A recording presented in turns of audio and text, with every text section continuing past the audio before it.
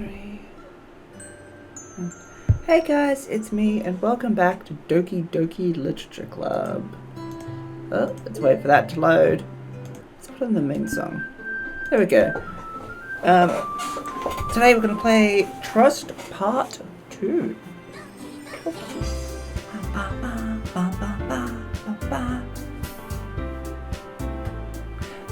Side stories are stories of friendship that are unrelated to the events of the main game. To get all 6 side stories, try writing poems for different characters and viewing their special scenes in DDLC. So I've got to play DDLC a few times. Okay. Alright, we're playing Trust Part 2. There we go. Another day passes in a flash, and it's already time for the next club meeting. Although Monica should have come up with a plan for today's club tasks, she hasn't been able to shake her guilt and anxiety after reading Sayori's poem. I'm so stupid. How did I let myself be the center of attention? Sayori is going through these kinds of feelings, and I'm letting her comfort me instead of the other way around. What kind of club president does that? This whole time, I didn't think to ask her about her own feelings. So much for the stupid vision. Sayori enters the club room with her usual smile. But upon seeing the downcast Monica, her smile quickly fades into an expression of concern. Monica? Is everything okay? I'm really sorry. I'm such a terrible friend. Huh? What are you talking about? You're an amazing friend. Monica shakes her head. I made all this all about myself. Even you said so yesterday. You told me that I'm trying to make the club that I need the most, right? But my problems are so trivial compared to yours. Sayori responds quietly. What are you talking about? But as she says that, her face darkens. Through the silence, Sayori mutters her realization. I left my folder here. Monica stares blankly ahead, unable to come up with a response. I wasn't ready to share those. Now you're worrying me. I don't want that. But why? We're friends, right? Wordlessly, Sayori nods. Friends look out for each other. I want to be here for you as much as you're here for me. Another long moment passes in silence. The air is incredibly heavy. This is different. It wasn't just about you yesterday. It was about the club. Besides, things were so happy yesterday. You don't need to do this all of a sudden. I don't want it. I like happy. So, if you do this, then you're just being selfish. Monica massages her forehead, struggling through the frustration of such a paradox. It's understandable that Sayori isn't ready to share certain things. But unfair as it is for Monica to pry, it's also painful for Monica to ignore herself. To force herself to ignore the needs of her friend. I'm sorry I looked. I disrespected your privacy. No, I don't blame you for looking. You would have at least needed to check if it was mine. Yeah, Monica takes a deep breath. Okay, I understand that you don't want me to worry. And I think I'll be able to put this aside so that we can move on. But can you promise me something? Promise you what? Monica pauses to collect her thoughts. This is a literature club. It's a place where people can express themselves in the ways that life normally doesn't allow them to. That's the vision. In fact, it's our vision. Right the way into your heart or whatever. So I just wanted you to promise me that you'll remember that too. Doesn't have to be right now, but I want to be here for you when you need it. I want us to be ourselves like that. Sayori smiles gently. I'll promise if you promise. Unable to help it, Monica returns Sayori's smile. I promise. Me too. As the conversation closes, the mood in the room is lifted. With that behind them, it's time to proceed with the club activities. So, want to teach me about poetry? Huh? But what about recruitment? It's fine. We have plenty of time for that. But right now, I feel like I want to do this. I mean, I do have to fulfill my end of the promise, you know. There's no way I could say no to that. Just don't expect much. I do a lot of writing, but it's not like I'm a scholar or anything. That's fine. I think I just need some motivation. You never know where to start when it comes to writing poems. Starting isn't so hard. You kind of just need to write down your feelings and see where it takes you. Yeah, but that wouldn't come out any good. It's not supposed to. You're going to have to fight your perfectionist mind on this one. You can just start by writing your feelings and see what kinds of things it makes you think of. And then you can turn your feelings into a little story. You can get your feelings down first, and then make it sound pretty later. It's not like building a railroad, where you go from one end to the other. It's more like a college, or a collage, there we go, where you find all the things you want to put in, and then you arrange them in a pretty way. At least that's how I do it. It's not like it's the only way, but it's a really good way to not get stuck right at the beginning. I understand. Yeah, I always get so caught up in how it sounds that I forget about what's actually important. Monica pulls out a pen and paper to start writing on. Stop being a perfectionist, you idiot. I'm just kidding. Monica scribbles that "you idiot" after she writes it down. No, keep it. What? Why? Are you calling me an idiot? Of course not. But the point is that you're supposed to police your feelings, right? Be as dramatic as you want. But I was just... Well, yeah. Underneath the scribble, Monica rewrites "you idiot." She stares at the paper. Her words stare back at her. It's kind of funny how I wrote down that I'm mad at myself for, and then I did that exact thing anyway. This is really going to take some getting used to. I believe in you. Thanks. I do too. Me, I mean. But also you, of course.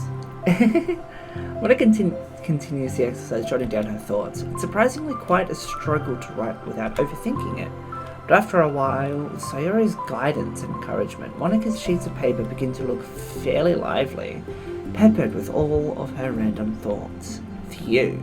Monica looks up and down at her sheet. Gosh, I feel so intense looking at this. I hate it. But it's also kind of liberating. I can tell how hard you're trying. It makes me happy. I think you'll be good at writing poems.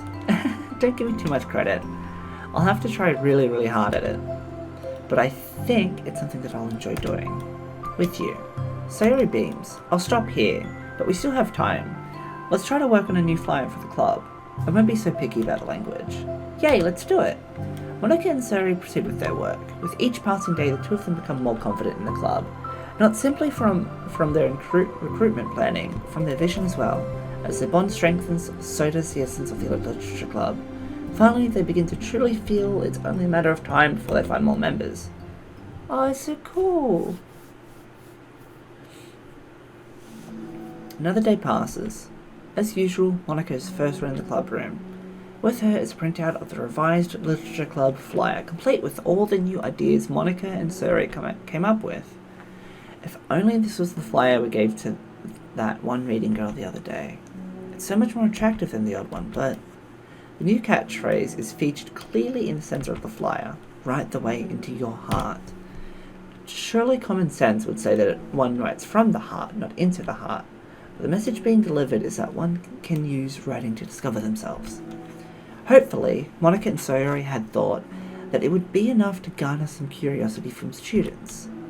Why do I feel so tense looking at this? Monica thinks back to the previous meeting, when she performed the writing exercise. Was I always this bad at expressing myself? How am I supposed to be president if I can't even demonstrate what the club is supposed to be about? The Literature Club is truly beginning to take form, but with that, the weight on Monica's shoulders only becomes heavier. Debate Club was always about rigid structure, formulating airtight points and counterpoints and delivering them with conviction.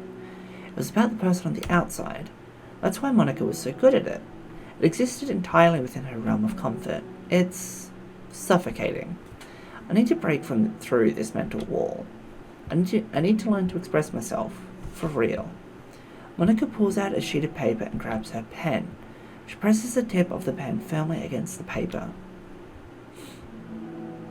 But her hand doesn't move. Instead, a tiny blot of ink collects around the tip of her pen. Monica lifts her pen and stares at the little blotch. For some reason, she feels compelled to run her finger across it. As she does so, the black ink smears across the paper, ruining Monica's canvas. Ugh! Out of spite for herself, Monica presses her pen down, once again letting the ink collect. She collects a second smear on the paper. Come on, Monica. Just move your hand. Monica writes.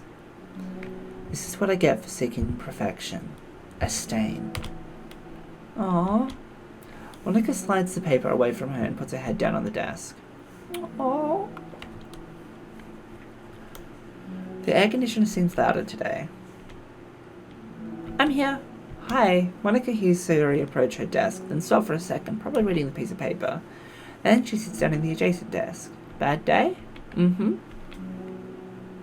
Me too. Aww. You too? The new flyer looks so good. You've been working so hard. On the club, but also something else, I think. I can't do it. I'm sorry. It's so hard to just be vulnerable. Monica takes a sheet of paper from Monica's desk. Sayori takes a sheet of paper. She writes something down, then stares at it for a while. Can I trust you? Of course. You can trust me with anything. Sayori gazes at Monica with sadness in her eyes. Understanding the signal, Monica takes the paper from Sayori's desk and reads it. Aww.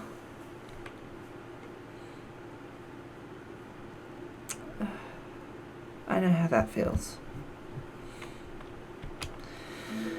Sorry. This is really, really hard for me. Her voice shakes. So if I can do it, then you can too. Because you're like a million times better than me. That's completely not true. Sayori takes a deep breath, trying to steady herself. That's something about me I've never told anyone before. Even now, my head is like screaming at me to stop. Wait, you don't have to force yourself. I mean, just because of the promise yesterday. I want to. It just feels right. I mean, maybe it's part of the reason I came to this club in the first place. This is the literature club. I trust you. More than I'm scared. At these words, Monica stands up. Sorry, must have taken days to work up the courage for this. Where Monica's own futile but genuine efforts actually the push that Sayori needed.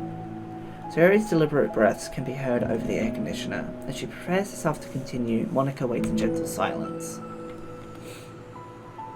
I have this problem where I get really upset when people worry too much about me. I can't control it. It's like, why waste your energy worrying about me when you can just be happy instead? So I never tell people about these kinds of thoughts that I have. It's so much easier to just smile and help everyone else be happy. But that's terrible. That's what Monica wants to say, but she stops herself in fear of saying the wrong thing. It's just that if everyone knew about it, they wouldn't treat me the same anymore. Like, whenever I'm not smiling, everyone would worry about me and ask me what's wrong. I know that, because it used to be like that. Sayori pauses, seeming to recall something from in the past. I just want everyone to be happy. That's the most important thing to me. And letting people look inside my head doesn't bring happiness to anyone. Sayori pauses again, her solemn expression making her look almost like an entirely different person. How did you find the courage to tell me this? You're not worried that I'll be one of those people too. I am worried. Part of me really hates myself for doing this, but another part of me, I think, just felt like it would be different this time. Whenever we talk about what the club is supposed to mean, I keep feeling like it was right for me to do, especially after you've been trying so hard to express yourself too. It just made me feel like I could say it in confidence, and our friendship doesn't have to change. It's so silly. The club is only 2 people, but it already means as much to me. Monica feels a tightening sensation in her heart. A feeling of connection as Sayori's emotions radiate between them. Me too. I was so lost until you showed up. You're so brave, Sayori. You're so strong and brave. I can't even compare. Monica steps forward. But if nothing else, I can at least offer you some hug energy, if you'd like. Aww. Wordlessly and without a smile, Sayori rests her forehead on Monica's shoulder. Through their contact, Monica can almost feel the torment of thoughts swimming in Sayori's head. And in this moment, enchanted by the air of the club, Monica realizes that of all the days that have passed, this is the one where she really, really hopes that nobody new walks through the door. She speaks softly. You're like the sweetest girl I've ever met. You can say anything. I'll never judge you. I promise. Sayori's breath begins to quiver. She takes several deep breaths, trying as hard as she can to start speaking, to say the things she never once dared to say out loud. Finally, she speaks in a choked voice. I am so worthless. I'm worthless and everyone would be better off without me. She suppresses a sob as a tear falls down her cheek. I'm just an inconvenience to everyone. I'm not good at anything, and it just feels like everyone just has to put up with me, and I hate it. I hate it. The more Sayori speaks, the more she fails to control her voice, falling victim to the overwhelming sadness clutching at her throat and chest. I don't want to have these thoughts. I want them to go away, and now I'm making you put up with me, and I just want to die. As soon as Sayori loses her composure, Monica becomes determined to keep her own. She only wants to be what Sayori needs right now, so she won't let any sadness show. Her voice comes through as soft and gentle. This isn't putting up with you. It's just being your friend. Monica offers a few words of comfort, but she knows Sayori said it herself. Thoughts Sayori experiences are ones that don't belong, and Monica can't magically make them go away. The most she can do is help Sayori battle them, like any good friend would do. You have so much value to me and your other friends too. This club wouldn't have been the same without you. I really, really mean that. You coming here was the best thing that could have happened. Even if we never got any other members, I would still be happy. That's what you brought here. You brought us a vision, and you also brought happiness. And that's your favorite thing to do, right? Sayori doesn't respond, but Monica feels her gentle nod.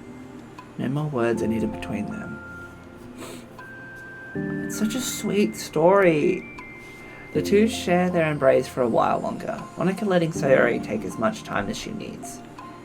Once her breathing steadies and her sniffles fully cease, Sayori lifts her head and wipes her eyes. I guess I needed that. Some days are harder than others. Well, I'm here whenever you need me. But any other time, I'll make sure that things are the way they usually are. If that's what makes you happy. Thanks. You're the best. No, you are. The two exchange smiles. You know, I'm sorry to bring this up all of a sudden, but have you considered talking to a professional? Sayori nods. It's scary, since it's already so hard to tell people. Yeah, well, of course it will always be your choice. But if you're ever looking to find the courage for it, I'll do my best to help you. Thanks. I think it helps knowing that you would. Sayori suddenly yawns and stretches. Wow, that made me tired and hungry. Well, I won't make you do any work today if you're not up to it. No, I want to. I mean, I can say that it's definitely one thing that makes me happy. Monica smiles. But I might want to get a snack first. All of a sudden, the sound of the door causes the two of them to turn their heads. The door opens halfway, then stops. A face peeks inside. A face that seems familiar. Ooh. Oh, I'm excited! Ah. That...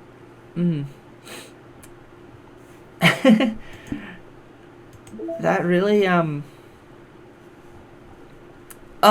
fuck. Oh, fuck. That really resonates with me a little bit.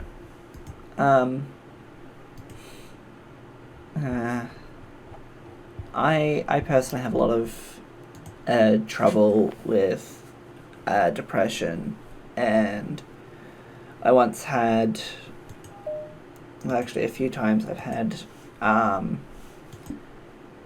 very specific thoughts go through my head, and it's just one of those things. It's really hard to talk about, and it's really hard to deal with.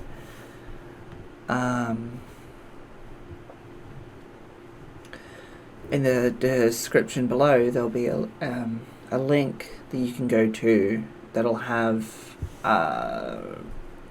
websites you can go to, people you can contact if you're ever if you're ever in a situation similar to what Sayori's in, if you ever need someone to talk to, please remember that you can always talk to a professional. There's, hundreds of people out there who will happily listen to you, let you speak your mind, and whatnot. I'm not so good at that. Anyway, I hope you all enjoyed the video. I'll see you all next time. Bye bye.